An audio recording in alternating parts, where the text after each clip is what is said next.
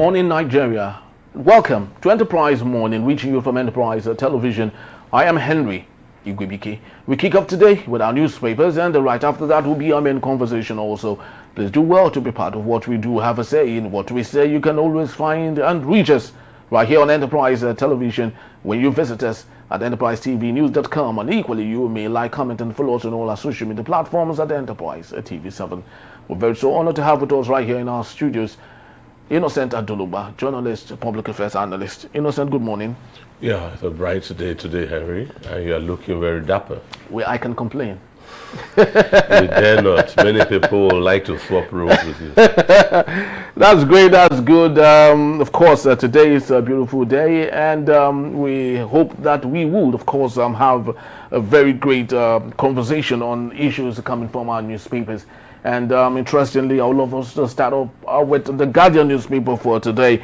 And the big story we have: autonomy, universities, that is universities, fume as federal government fixes 150 cut-off mark, 16 years admission age for students. Innocent, let's start from there before we get into other matters. Would we say that the JAMB and are trying to maybe make clean themselves after the last saga, the very humiliating one that they had with the mass failure of students? Maybe they're trying to repair a lost damage on their reputation. Do you think this is a very good one?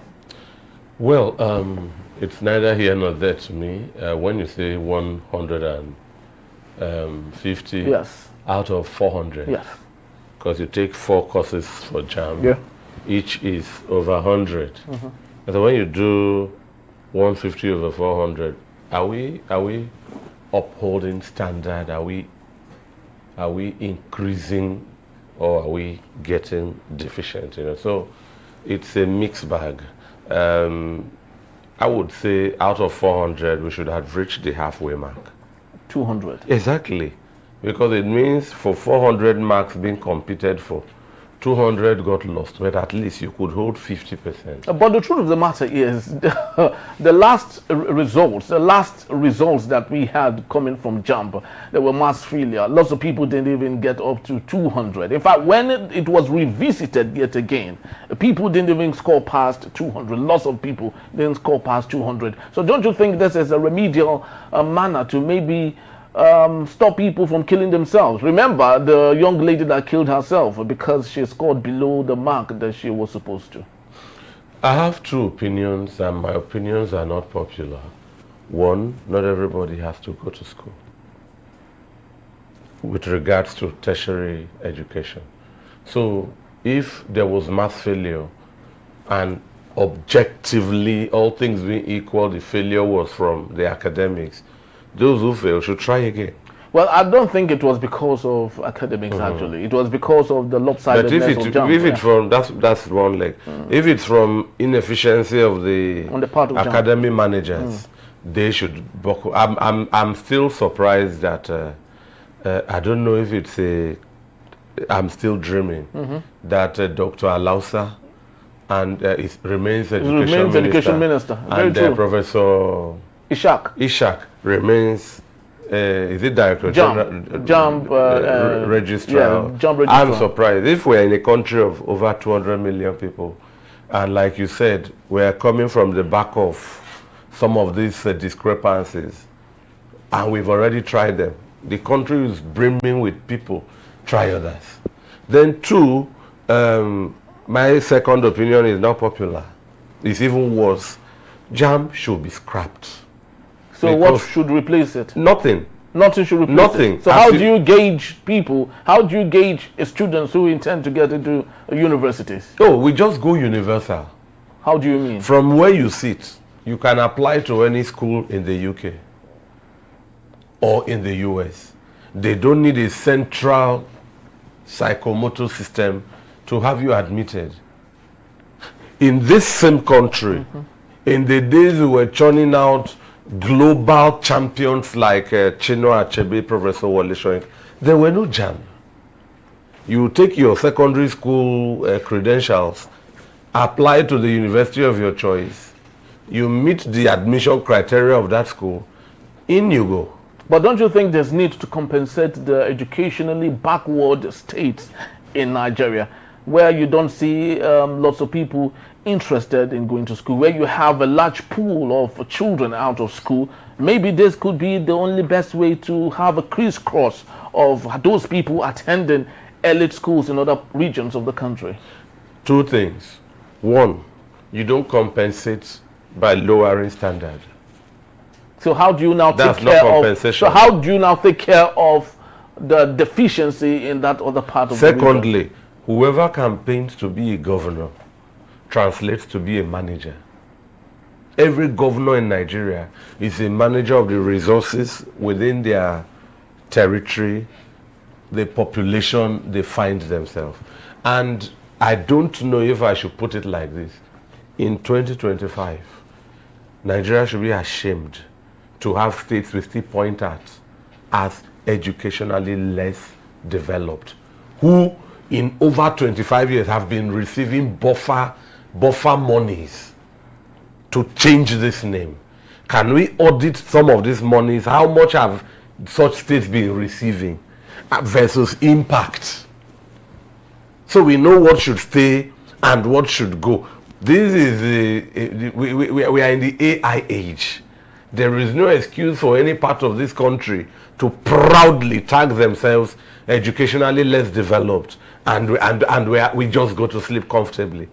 So for me, if there is ATBU in Bauchi, yes, they should have their admission standards to the extent of what they think is integral in upholding the standard of that school. So they can as much lower their standards to such they can accommodate people. I said to the extent of what they find integral to upholding standard in that school.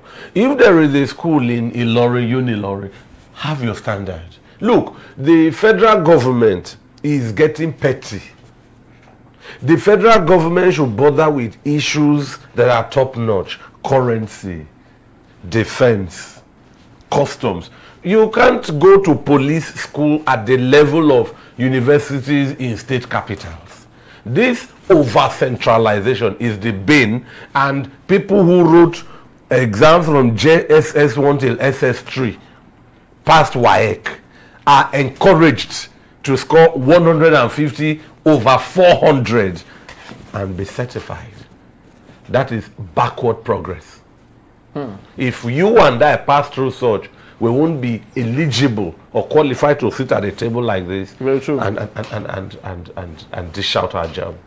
So I think Dr. Tunji Alausa, I don't know who were consulted, and then what was the set out objective of this kind of announcement. And that's why I came from behind. I said, not everybody need to get tertiary education. Listen, Henry. Yes. The KFCs, you know. Yes. They didn't get tertiary education. Is it Elon Musk or what? Elon Musk, yeah.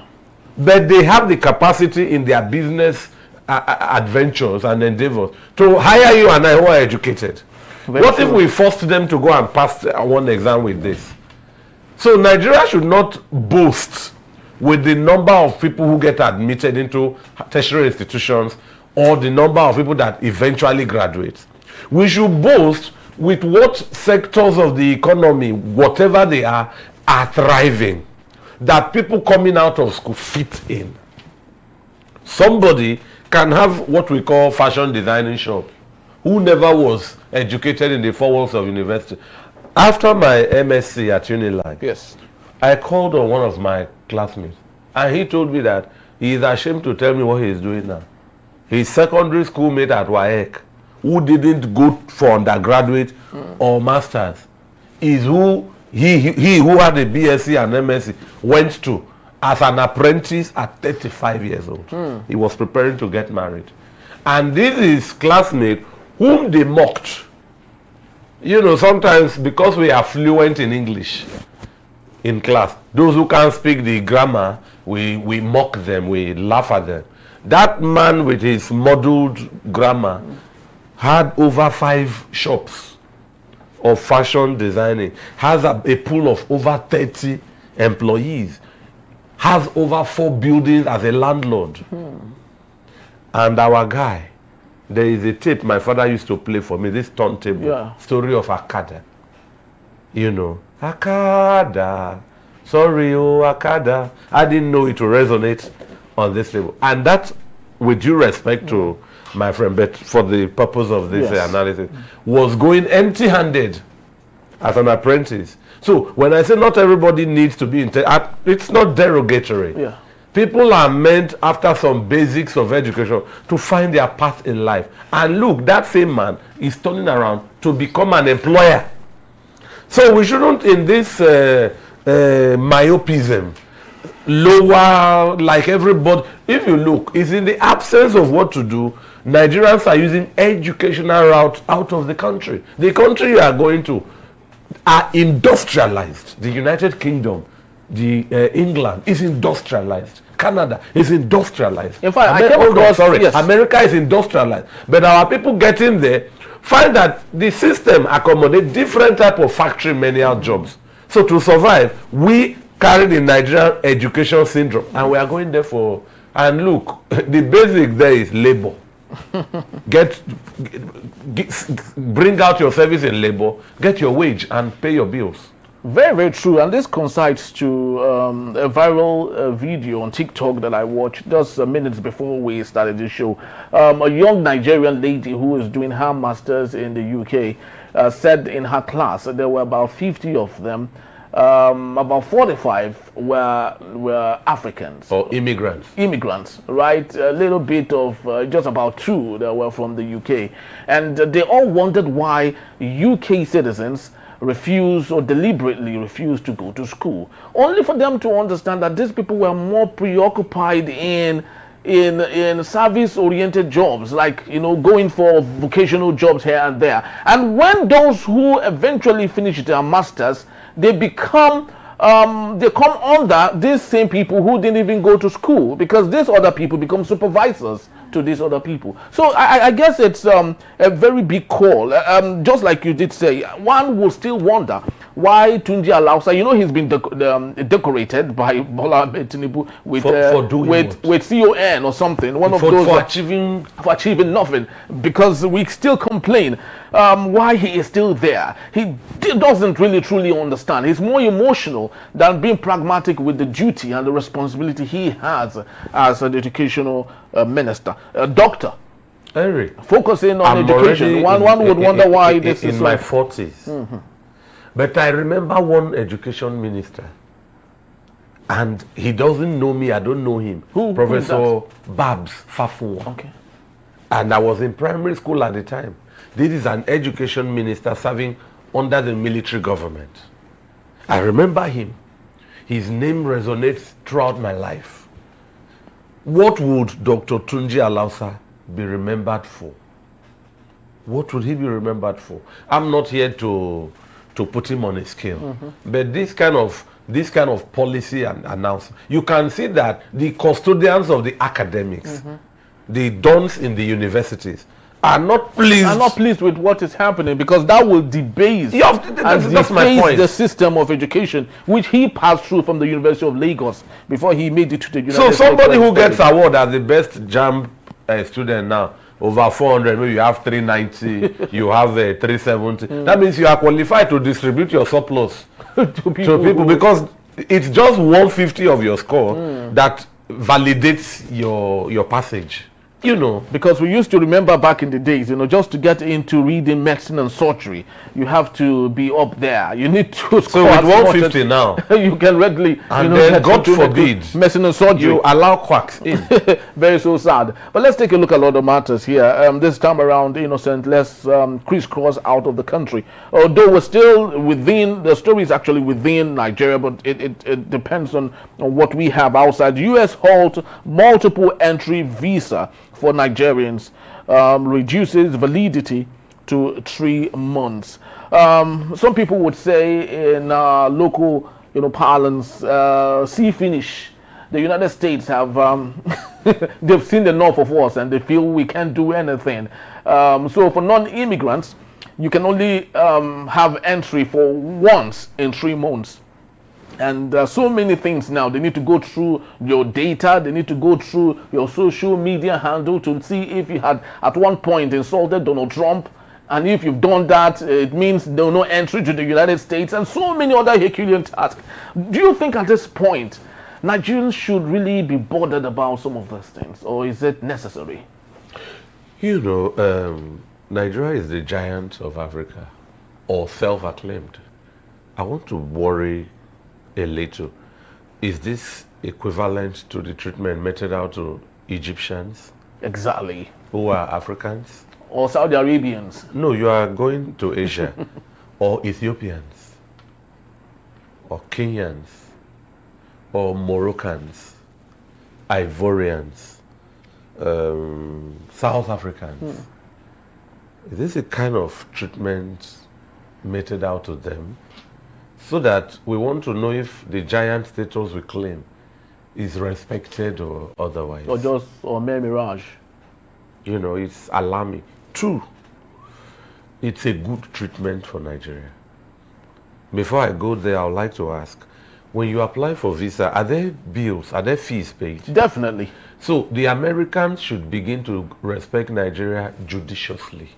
Or the Nigerian government with this should have a reprisal policy. So if your visa charge for application is 150,000, yes, and 10 people apply, 2 people made it, those who don't make it, you will do them a 40% refund.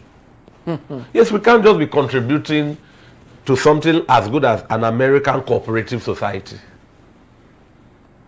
It's attractive. People apply in droves, Henry. Yes. If you go to the embassy, you could lose a pair of your shoes. It's a beehive of a madding crowd. Yeah. So if I apply and go through, if I don't, you do some refund because you are a rich country operating in a poor country. So if the people of this country can't make it, do them a refund. Do them a refund so that because the administrative process didn't go full cycle, they take something back. But I said it's a good treatment for Nigeria because once upon a time, Henry, look, just 2004, I was at the University of Lagos as a student at Yaba. I bought a book by James Hadley Chase. And behind, it reads, the price, it was ₦1 for that book, yes, but it was $2. So the naira was twice powerful than the dollar. Really? Not in 2004. That's when I bought the book. Yes. In the 80s now, when that book, was written. Released, yes. I don't believe at that time the Americans would talk to Nigerians like this. I don't think so. In that same 2004, a friend of mine asked me to go vouch for him. I was one of these petty excos in school. And I took his papers to the Dean of Student Affairs. About a year later, I was a copper. And one day, someone just parked the car. The driver's mirror hit me. I was going to scream. He came out and just jumped on me. Hey, innocent, how are you? That he just came back from the UK. That thing I did for him. I asked him. He said, no, he didn't need a visa. In 2004. Me who helped him. I've not, maybe my abroad is at Cotonou for now. You know. So, but he has gone. Look at the regards of Nigeria as it dwindles year on year, brother. So, these kind of messages, Nuhu Ribadu says, when you are denied such visa, you look inward and see how you can develop your country, let people also struggle to come in. It's a shame, but I would think, if you ask me, I would think that one, there should be a government policy where if people are applying and they don't go through, yes, you do them some refund. Then two, well, if you can't get there, develop in this Africa, Henry. Yes. Many countries are cashing in from tourism. People just want to go to Kenya. People want to go to Botswana and watch animals at the Okavango Delta. Not human beings, wildlife. People want to go to Ethiopia. Egypt has preserved their rich historical culture. People want to see the pyramids. What do we have that people would like to come here and see? And then at that time, we take the vocabulary of Chris Daniel and we booga in return. What is our bargaining chip as a country that can show up the respect and prestige to be called a Nigerian wherever you are? Because as we sit here, the world is still respecting our dead patriot, Chinua Achebe. He's a Nigerian. The world is still respecting a living legend, Chimamanda Adichie. These are Nigerians. Now, when you come into the country that they are from, what is our bargaining chip? Those are what we should look at. We shouldn't criticize. I don't want us to criticize any country that debases us. They are a sovereign state. We are a sovereign state. They have population. Those are the characteristics of a state. There is boundary. There is territory. There is population. There is government. And so we are all equal on planet Earth. Yes, one country more powerful than the other. But how big? Rwanda is the size of Niger State. Yes. Everybody wants to go there. To Rwanda. Yeah. President Bola Ahmed Tinubu, I beg you, you are on the threshold of history. You, your team, your tourism ministers and everybody, I beg you, set us on the path of respect. Let the world also respect the humanity in Nigerians. Very true, Innocent. It's very sad at the same time emotional that in Nigeria, for those that apply for B1, B2 visas in the U.S. Embassy, either in Lagos or Abuja, we have the statistics here. About 5 million Nigerians apply every year at $160 you can imagine. per entry, non-refundable. So, and it's been said that the U.S. Embassy makes between 4.5 billion and 8 billion naira every year from excesses coming from that basket. Yes, and some Nigerians borrow to go and apply. So we are being milked. That's why I said, are we contributing to something like an American cooperative society? If I put $160 and the admission does not go through, you do me a rebate. I mean, what have you spent on me? I just filled forms, sat and was interviewed. And the Nigerian government has that authority, isn't it, to go on that discussion or conversation of telling the U.S. Embassy, our people are applying, when they don't get it, give them back their money, or maybe take a percentage. Not give them back. Take a percentage. Services have been rendered. I said, return 40%. Yes. Take the 60. Yes. Take the 60. But give us a rebate so I can be consoled even to apply again. With some of this buffer, all I need to do is stop it when applying again, not to start from the scratch. It's on the scratch again. But of course, we have no choice, and since it is the golden the goose that lays the golden egg, we have no choice but to keep applying, even if it's coming from money that should circulate in the economy. Is what we dole out to foreign organizations and institutions. And then we go back to them. They tell us they give us loans. Aid. Yes. No, aid. Aids that come with stringent conditionalities. That 4.whatever million you said, billion yes, can come back to Nigeria as aid. It's money from our stable that we all contribute. We get it back as aid. We're excited and happy. Well, very sad reality. But from one story, especially our dealings with international institutions, to another. With the Vanguard newspaper, we have the big story. Federal government battles IMF over report on inflation. Innocent, hear this, and it's coming on the rider. Worries that such statement can turn the people against the government. In a report by IMF, it said that the Nigerian government should increase on creating more domestic revenue, increase taxes, and ensure that Nigeria is well off. But at the same time, contrarily, is equally saying that as a result of all of those policies, it has caused more people to be poor. And Nigerians or the Nigerian government are angry. Their statement is might raise up uprising. Are the IMF, are they speaking facts? Well, they're going by the data that they have. If they are speaking facts, this government should learn to be universally tolerant. You don't fight facts. The other day, the copper, the Rai. Uguamaye, The Rai. the Rai. yes, said is Ibejuleki has some inhospitable stench. Everybody jumped up. You don't fight where people are speaking facts. 2, it is a fact that Nigerians are more taxed now than ever. The other day I was going to pay for something, and I asked my elder brother to send 5,000 naira for me. He did, and I gave the POS. They point 5,000. My account was at the floor level. Yes. The machine said my money was not up to 5,000.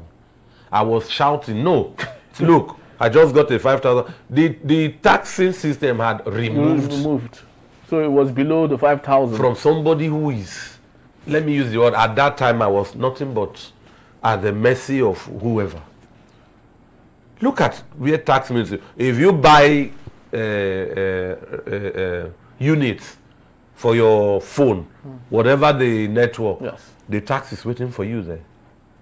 I don't know where, and I don't. So there are people who just get 100 naira to buy that unit and call somebody to say, help me. You have taxed that money. So the taxed now, the atmosphere is tensed, is thick enough to lean on. And IMF is asking them to do more. That is not enough. You see, I don't know how to speak in between the gap. So I will say it's a shame. On whose part? On the government of Nigeria. It's a shame on all governors. It's a shame on the presidency. About a month or 2 ago, we hear governors clamoring that the presidency was going to distribute tractors. And I said, it's a bigger shame. So a governor cannot afford tractors. Tractors, Henry, must come from Abuja. We are in the season of that nomenclature, food inflation. How do you combat food inflation? In Nigeria today, it's true. You combat insecurity so farmers can go to farm, and you depopulate the IDP camps, let farmers return. Then you give them tractor. So if food is in short supply, and we don't need to go farming with hoe and cutlass, we won't do much. Yes. Let's take the route of mechanization. So it's a shame, Henry. The land that made Nigeria a global power in economy are still there. What are on it? Very fertile. What are on it? What are on the land? The land that gave Nigeria massive cocoa, that gave Nigeria, I've watched as a little boy in primary school, I've watched the news with my father in 1990. I saw with my eyes pyramids of soya beans and Benny seed in Benue. Soya beans and Benny seed. I saw of groundnut in Kanu. Are the Kanu lands, are they rug or mat? Have we rolled them and taken them away? What we hear now are myths from Kanu about the population, block votes. What of the sustainability factors? What we hear from Benue now are harvest of killings by killer Fulani headsmen. What of the productive side? And now it's a sad period to be a graduate. As soon as you graduate, you run from wherever you are to Abuja or Lagos or Port Harcourt, and you get a job by sitting in front of a laptop. These clothes we are wearing is imported. The undies, they are imported. If Nigeria has a population that we have now, over 200 million, one source of big economy is clothing. Do we have textiles running? Do we? So you can have cotton farms. There are farmers. They don't need to go to tertiary institution, like I've said, but they can farm. They farm your cotton. Insecticides and all of them. There are people who have trucks. Their job as middlemen is to convey your harvested cotton to the industries. They don't need a degree. Unfortunately, Innocent Aduluba, universities of agriculture that we have, it's neither they don't know why the name was even, coined as the universities of agriculture, because it is no longer looking like a university of agriculture where research is supposed to be carried out on efficient farming. University of Agriculture and name. Children who have no aspiration for agriculture still apply there for JAMB. You see, back to my topic or my point, my position is universities of agriculture receive WAEC results from agricultural-minded inclined students and grade them and send them to their classrooms. You don't need to pass through Abuja's JAMB. Why are we so monitored? Why is it said in, I'm sorry to say, I don't want to name a state, but there is these states in the south, they will tell you monitoring spirit. That's what JAMB has become. It's a monitoring spirit. You take your results. Oh, you want to be an agriculturist, agricultural economics, agricultural extension, livestock, fishery, whatever. If we took care of this as a priority, even the people carrying their cattle and damaging people's farm by now would have been settled where they should be. Because such initiatives that will emanate from Abeokuta, where you have a Federal University of Agriculture, or Makurdi, where you have a Federal University of, or wherever else. So, I don't know. You say one topic, you overlap, and it looks like one is not you just say one, and it spills over to lamentation. It's actually very crazy, and very so sad that we're saying some of these things, because these are not rocket science. These things can be solved, they can be resolved, they can be taken care of. If so sometimes I ask myself, if we had leaders from the Asian tiger come copy and paste on our leaders here, do you think they would see good results? Or is it a systemic problem that even if great leaders from Asia, let's say Singapore and China, come and replace our leaders here, would they still have the same results that we are currently having? Because the people themselves are bad, or is it a leadership problem? I'm sorry to disappoint you. People who can turn Nigeria around are plenty in Nigeria. Already? Oh, yes. So we don't need to import leaders? No, you don't. The trouble is, the route for such people to emerge as political leaders is fraught with thorns that choke them. Created by whom? The political system. The political culture. If I would like to buy tractors for people when I'm in government as a governor, how much is the cost of the form for governor in PDP and in APC, the current big parties? How much? Do I have it? Must form be that expensive? Just to serve your people? Yes. So the person buying that is already putting money where she expects ROI. It's an investment. There must be returns. A little wonder we would see governors hoping to defect because they want to connect to the center. They want to save their political career, and they feel that the only way they can manage their state, a sovereign state, is getting connected to the center. Very sad reality, but that's just about the time we have for today, ladies and gentlemen. And just to let you know that Innocent Aduluba would be here to take us on our main conversation. That is when we return. David Mark denies ADC, sorry, when we return. Okay, I'm trying to get it now. 2027 presidency. David Mark cautions Atiku Obi as federal government slams coalition chief. That's in the Beat Still Enterprise Morning. Please don't go anywhere.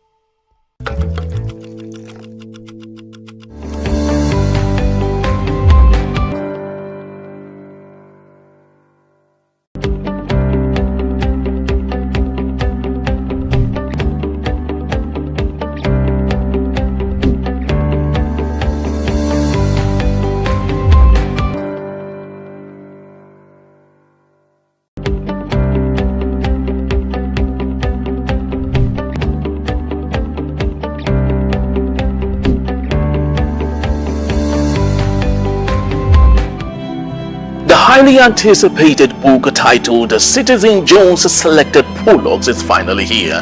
This explosive new book takes you on a journey through the finest writing of the ace journalist and broadcaster that will leave you inspired and informed. Citizen Jones Selected Prologues of Volume 1 now available. Get your copy now. For details, contact 0706 9637 935 or send an email to enterprisetv@gmail.com. Citizen Jones Selected Prologues, a classical compendium of compelling arguments. The highly anticipated book titled Citizen Jones Selected Prologues is finally here. This explosive new book takes you on a journey through the finest writing of the ace journalist and broadcaster that will leave you inspired and informed. Citizen Jones Selected Prologues of Volume 1 now available. Get your copy now. For details, contact 0706 9637 935.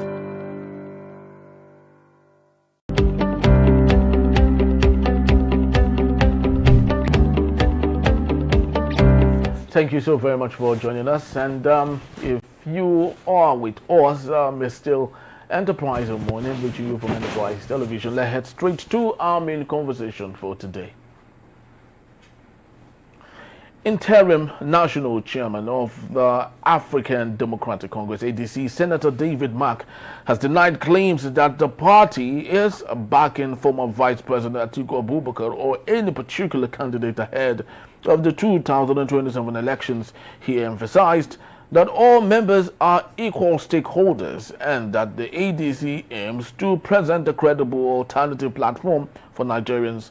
His clarification follows internal criticism and concerns that high-profile aspirants like Atiku Abubakar and Peter Obi and equally Rotimi Amechi could divide the coalition. Meanwhile, the Tinubu administration responded strongly to the growing coalition, with presidential aide Bayo Onanuga accusing opposition figures of plotting to unseat the government despite its reform efforts. At the same time, the ADC witnessed a surge in defection from both the ruling All Progressive Congress APC and the People's Democratic Party PDP in states like Borno, Gombe, Jigawa, and Ondo.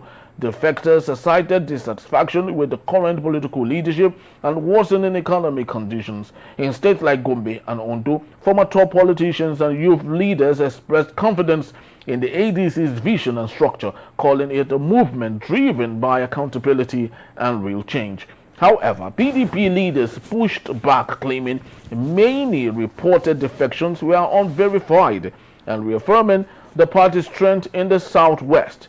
As momentum builds for the ADC, the party continues to position itself as a credible force ahead of 2027. I have Innocent Aduruba still here with me. Thank you so very much, Innocent, for hanging on. My pleasure to be here. All right, so let's get into the heat of the moment right now. ADC, APC, both of them looking the same. But of course, when we come to the ballot papers, ADC comes first before the APC. So that's even a very good reason for the APC to get jittery.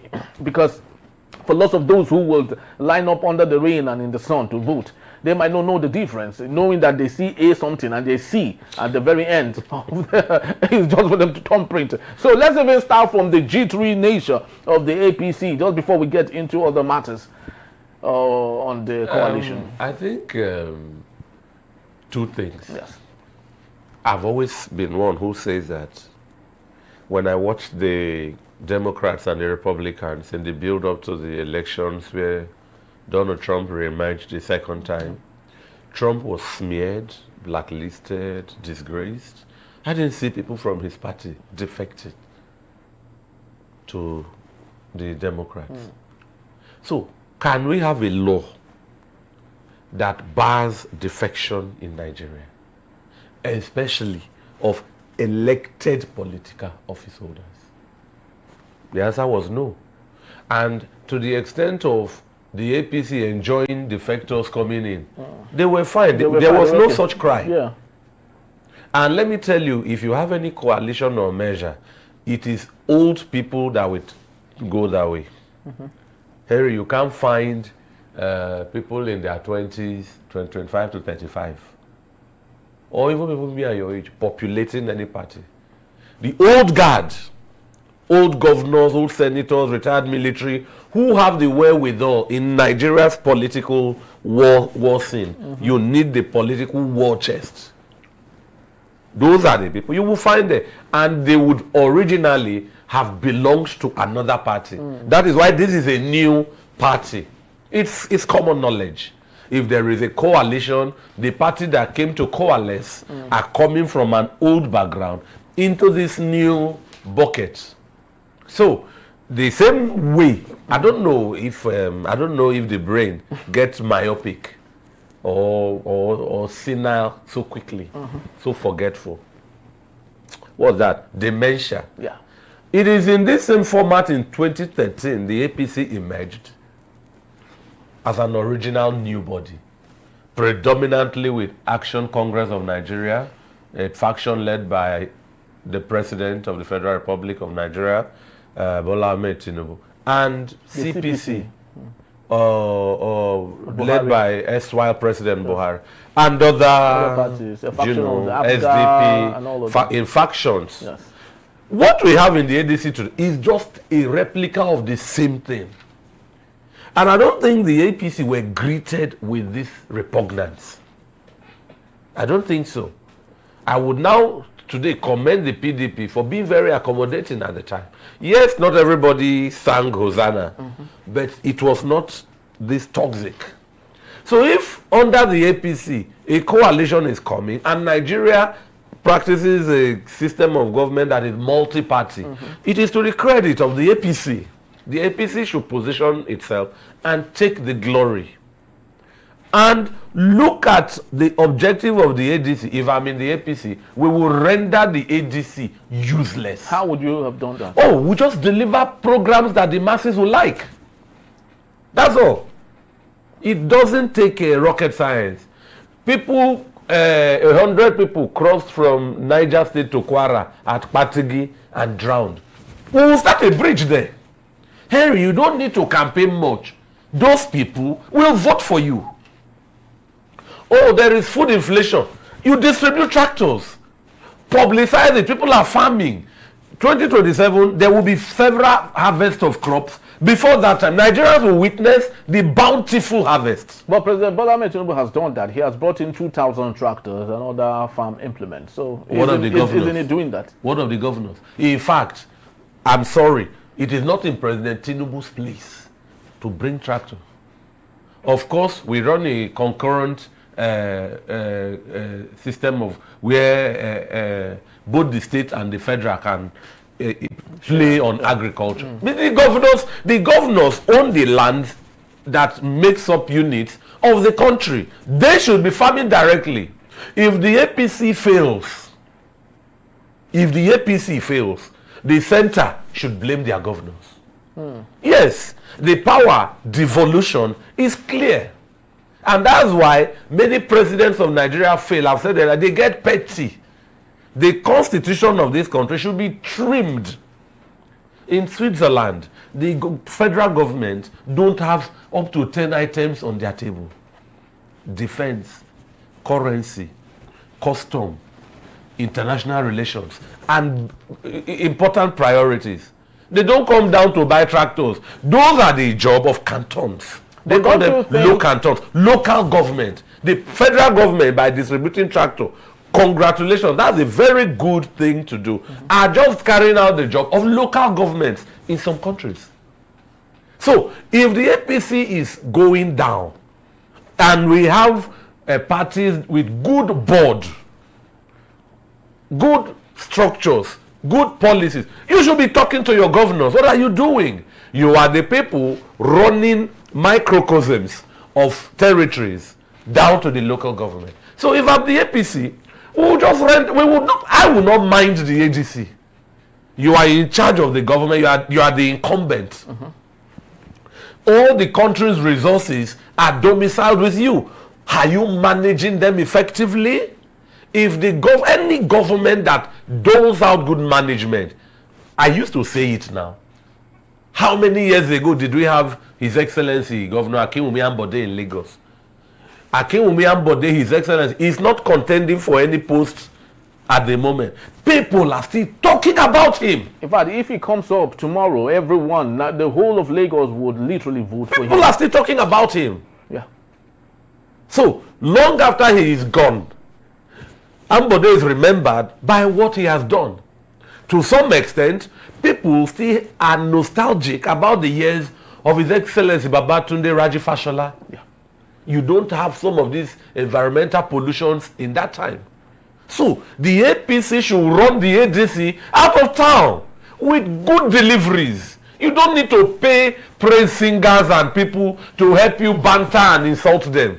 That's the worst of political strategy. The more you do that, the more people who have not heard of the ADC hear about them and wonder why you are uncomfortable with this new force. But at this point, when it is the responsibility of some of the media jobbers of the APC to do some talking, because that is their responsibility, with your knowledge of corporate communication, reputation management and all, what do you think the likes of Bayo Onanuga, Daniel Buala, Larry, of course, speaking for the FCT minister, what do you think they would or they should be doing now? Of course, we understand, just like you rightly said, the policies of the government should be at the front, making good everything, while the speakers of the government should come and do what they should do. But at the point when the government is not doing what they should do, what should be the responsibility of those speaking for the government? In Nigeria, aides to the government are denied their discretion.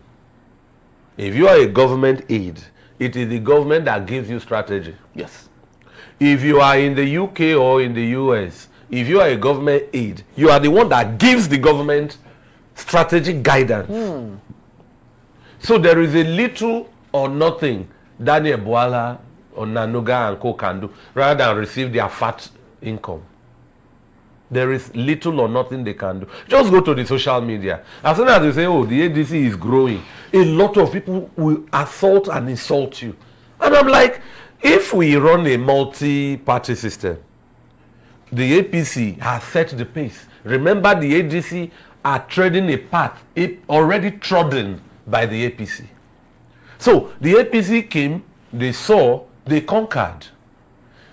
There is enough space for more coalition parties. Let's watch them. In fact, the ADC are naked. You can see in quotes what we call disgruntled elements. Everybody are running from where they don't have space to where they may have space. Yeah. From where certain expressions are not allowed to where. So you already know what they crave. Deliver it. Because you are still on the seat. You are still the incumbent. You know. So the Onanugas, the Bualas are restricted. And they have to be careful lest they are not seen to be speaking in support of the other side. But you see, I would think that as we are as a country now, listen to this analysis. Southeast, they don't have an international airport. Northeast, they don't have an international airport. Kanu in 1990 had 20 local government. Kanu today is both Jigawa and Kanu. Kanu, smaller, has 44. Jigawa has about 31 or thereabout. So the 20 local governments of old Kanu is now over 70. Northeast has no international airport. Southeast has no international airport. Kanu has an international airport. Its neighbor, Jigawa, has an international airport.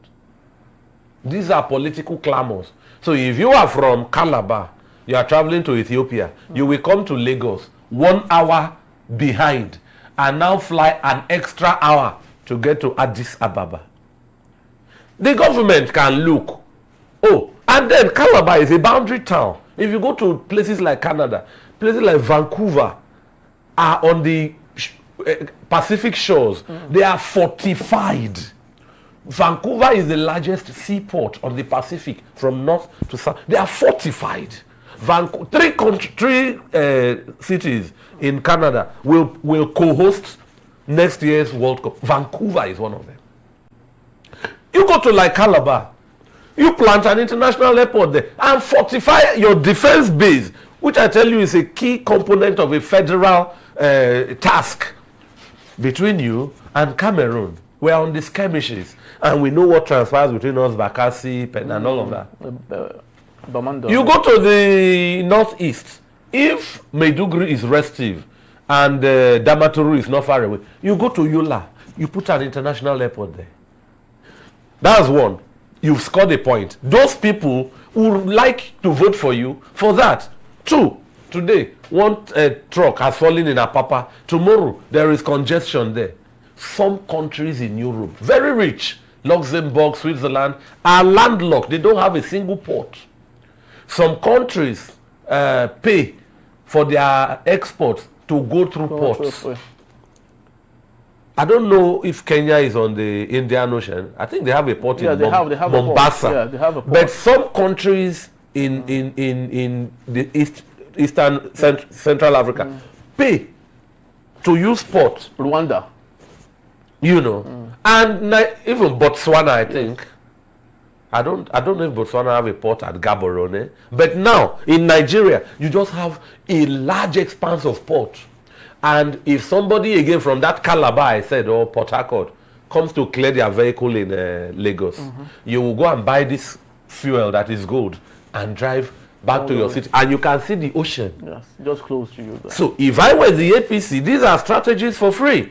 Go to Warri or One or Calabar, wherever, and open a port that runs on equal currencies, equal terms, like Apapa and Tinkan, and make noise about it. This government is expanding the space and options.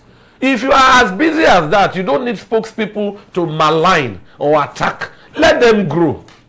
Ignore them. Run them. I said, run them out of town. But if you leave them to bicker, Henry, if you don't do the needful, just the way the same APC was able to railroad the PDP out of... then we can say metaphorically that with the ADC there's a new sheriff in town. And the Bible says he who thinks he stands firm should be careful lest he falls. And my favorite quote from James Hadley Chase, the vulture is a patient bird. Amos Shalik says every fortress has its soft underbelly if you know where to look. These defectors know the APC soft underbelly. Very well. Very well. They know the PDP soft underbelly. They are congregating as ADC. The APC should worry. It's actually very, very sad. You know, like we often say in Nigeria, show walk-ins. Our leaders have deliberately refused to show walk-ins. And one would wonder what those that have been here before us will be thinking about, or how they will be rolling in their graves right now. Yesterday, I had to go through a nostalgic video, a very old one, of when Obafemi Awolowo launched. That was in 31st of October 1959, when he launched Western Nigeria Television. Yes, when he launched that. Western Nigeria Television. Yes, Western Nigerian Television, the first in Africa. I watched how the organization, everybody came, and it was this was the first in Africa. It was built 1959. And we are still discussing 1959. We're still discussing it was built with £250,000 at the time. The best and the first in Africa. And one would wonder, why is it that leaders of today, the Bola Ahmed Tinubu, have deliberately refused to see some of these things and create something today that is the first in Africa?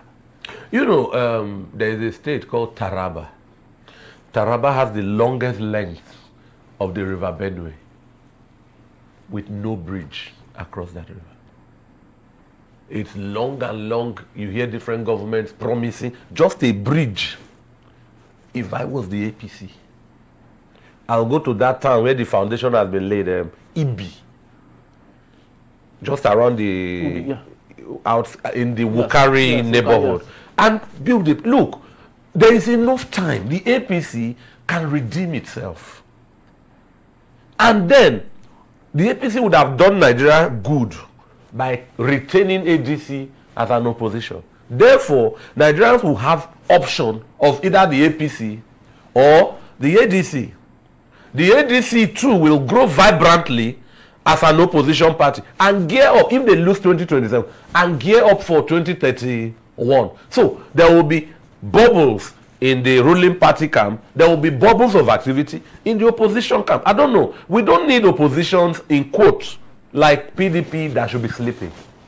We need an opposition that is active and the citizens have options. So look, the APC are in firm control. People complain that this government, the ostentation among the political people is much. They live in islands of opulence surrounded by the masses in oceans of poverty. Lift people out of poverty. What is the interest rate, Henry? What is the interest rate? Almost 40%. Yes. You can crash it to single digits. Well, that is not like a magic wand. No, it's not. You can just wipe that away. It is difficult. Yes. It is not impossible. Well, it takes time. It's a difficult possibility. And the government has the Bank of Industry, mind you. So you don't need to go to one of the commercial banks. We have the Bankers Bank in the central bank.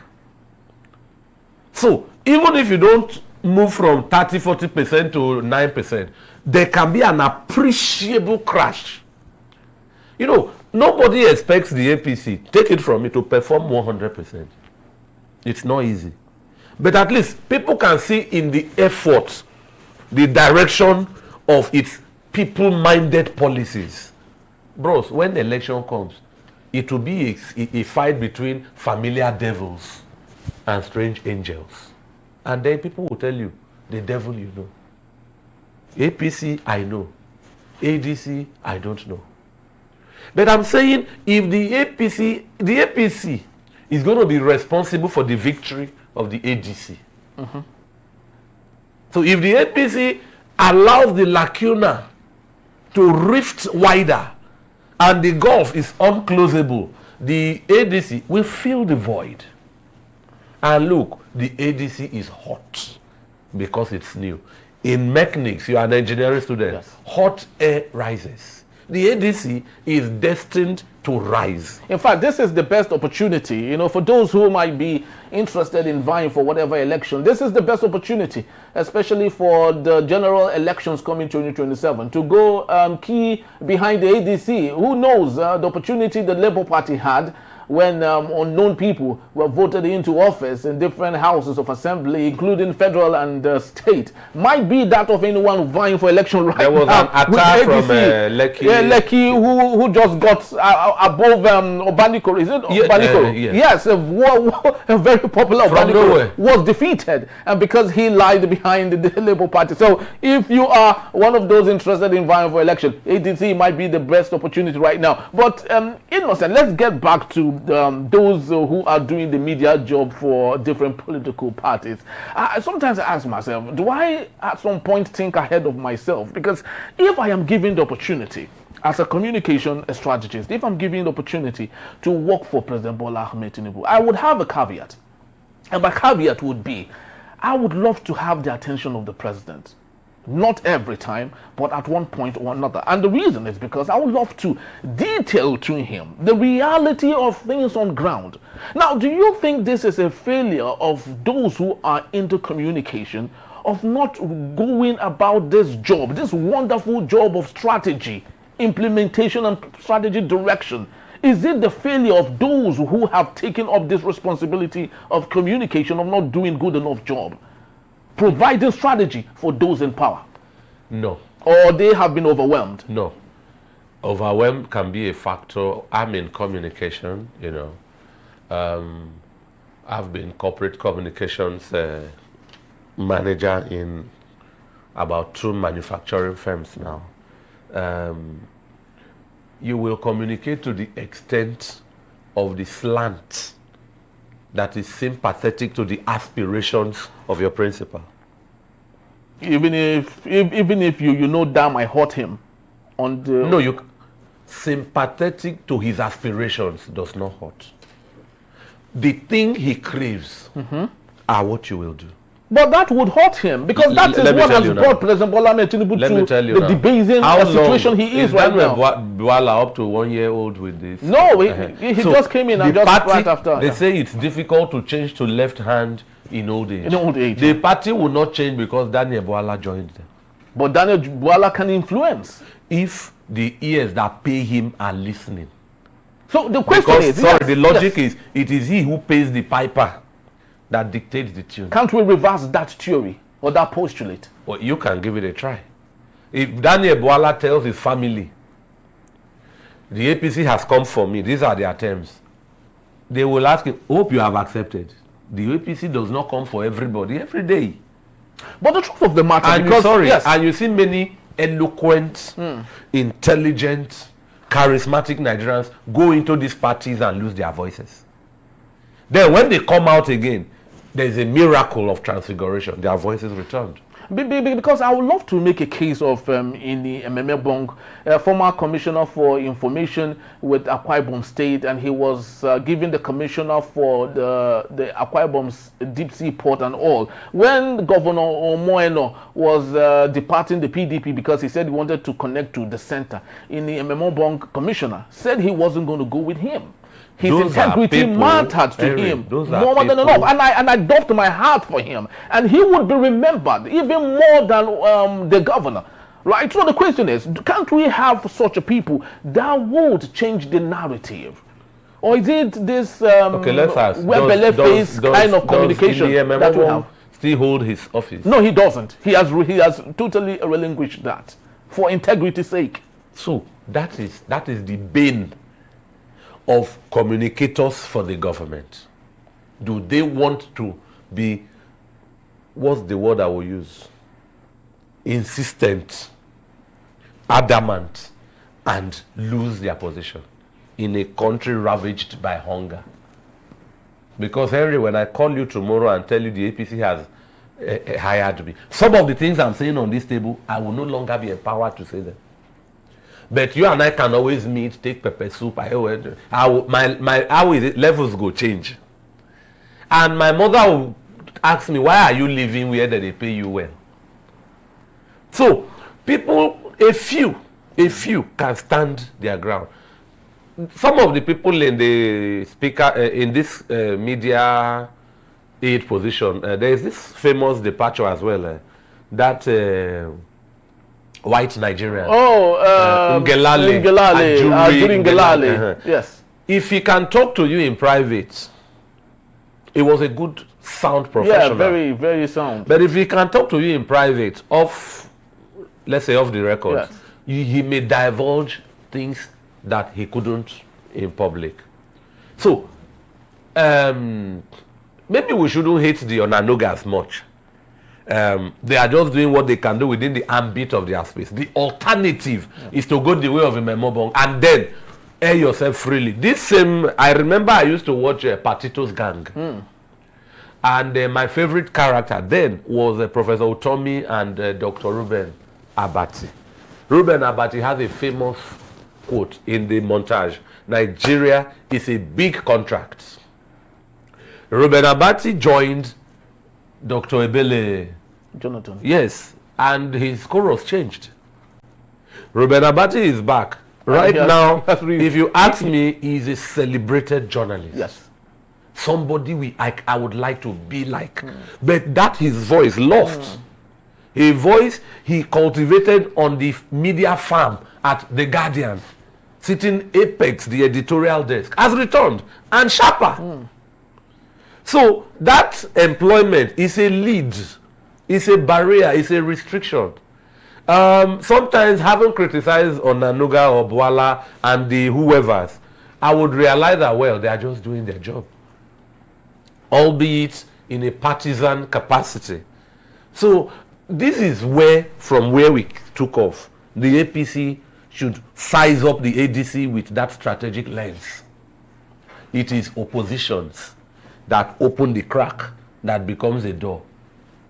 It is incumbents that opens cracks that becomes doors. It is the cracks, weaknesses of Joe Biden that threw up Donald Trump. Yeah, very true. It is the cracks, weaknesses of Dr. Ebele Goodluck Jonathan that brought capitulation for the PDP. Because if he had refused going for the second term, you know, the PDP possibly would have still been in power. So it is the APC, there are cracks that will open the gates for the ADC. And look, let me be quick to round up. Yes. You hear, oh, David Mark was this. Oh, Atiku was this. We don't need that. Why didn't you tell us long ago? Why are you telling us now that, you see, so these are the tactics that I think the smear campaign, people are alive and wise to it. Look, the APC, sometimes silence is lethal. Silence is lethal. Yeah. Ignore them. You know what the people crave. I just mentioned a bridge at Patigi where people drowned. Oh, you are President Tinubu. If I am President Tinubu, one thing I will do now is to arrest insecurity. There are many people in IDP camps whose children are writing WAEC, they were born there. Send them back to where they belong. Manage things. It's not easy. It's not doable overnight. Be seen to be involved. The number of days in that tiny St. Lucia is I mean, you know. So the government should reduce the what should I call it? Places that are exposing them to criticism. Just reduce them, because 2027's complexion has changed. The race has changed. Yes. Where the APC to just be bordering with the PDP alone and a fractured Labour Party. The president has waved them away. Definitely. James Hadley Chase has a book, Miss Shumway Waves the Wand. So the president has waved the wand dismissively. He has told you they are drowning. And then what did he say? Ship. Wipe them clean. Wipe them clean. Yes. But this ADC, the race has changed. Yeah, because I don't know if the ADC will win. But I think you cannot just ignore the ADC. Because the truth of the matter is the scaffolds that built the APC are with the ADC right now. And one would ask, is it ever possible that they might not do little damage, you know, at the end of the day? But of course, the truth of the matter still remains, like we often say right here. Everything happening today in Nigeria is very avoidable. President Bola Ahmed Tinubu had more than enough opportunity to get things working. Even if Nigerians still doubted if he won the 2023 general elections, he had the opportunity to redeem that. He had the opportunity to make good. He still has. He still has. And I dare say, in the days ahead, Henry, there will be gigantic defections into the ADC. From the APC? Yes. The party is still building. The party is still building. So, people, we don't know the destinations yet. Was Bukola Saraki there? No, he hasn't. What of Dogara? Dogara hasn't done, but of course, like they have employed the technique, the political new technique from Nyesom Wike, they will still be part of their former party and work for the new party. So look, there are heavyweights in regions. Everybody cannot just be centrally relevant. If you can deliver your word, you are a force. And if the ADC gets to you before the APC, au revoir.